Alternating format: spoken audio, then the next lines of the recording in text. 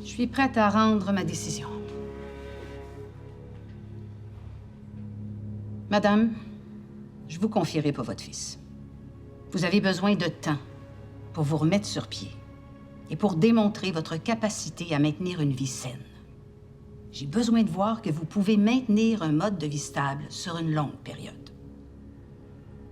Maintenant, j'ai devant moi une grand-mère aimante qui s'occupe adéquatement de son petit-fils depuis des années. Mais j'ai aussi devant moi une femme qui résiste aux ordonnances et les contourne, en plus de ne pas nous donner l'heure juste sur sa consommation actuelle. Le va-et-vient dans la maison de madame, qui reçoit une clientèle dont elle ne connaît visiblement pas les antécédents, ça m'inquiète aussi. L'enfant a tellement vécu d'instabilité et a été exposé à un tel environnement familial chaotique dans les derniers mois que je ne me permets pas de prendre la chance qu'il soit à nouveau exposé à des choses qu'un enfant ne devrait pas vivre. Vous citez tous les deux l'article 4. Mais je vous réfère plutôt à l'article 3, qui prévoit que c'est d'abord l'intérêt de l'enfant qui doit me guider dans mes décisions. Je considère que dans l'immédiat, c'est dans l'intérêt de l'enfant d'être placé dans une famille d'accueil, comme le suggère Maître Généreux. Pris connaissance de la requête déposée par Maître Généreux, qui demande à ce que l'enfant soit sorti de son milieu et retourné chez sa grand-mère. Maître Charef, est-ce que vous consentez à la demande faite par Maître Généreux? Oui, la DPE ne s'oppose pas à la demande. Mais je peux lire dans le dossier que l'intervenante sociale a quand même quelques réserves. Oui, madame la juge.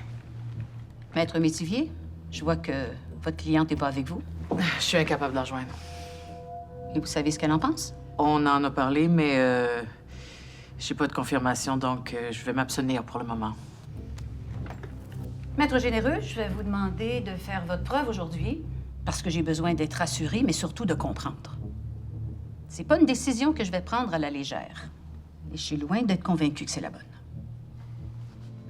Madame Bougie, la première fois que vous vous êtes présentée devant moi, j'ai pas été très impressionnée.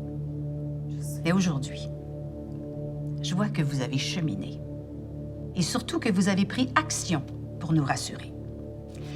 Je pense pas que la situation soit parfaite, mais je me verrais très mal laisser l'enfant dans un milieu qui le rend aussi malheureux. Je considère qu'il est nécessaire aujourd'hui de confier l'enfant à sa grand-mère. Mais on va se revoir durant l'année. Et je veux un suivi rigoureux de l'intervenante sociale. Cet enfant-là a été suffisamment perturbé dans les derniers mois. Je ne prendrai pas le risque que ça se reproduise. On se comprend? Oui, madame la juge.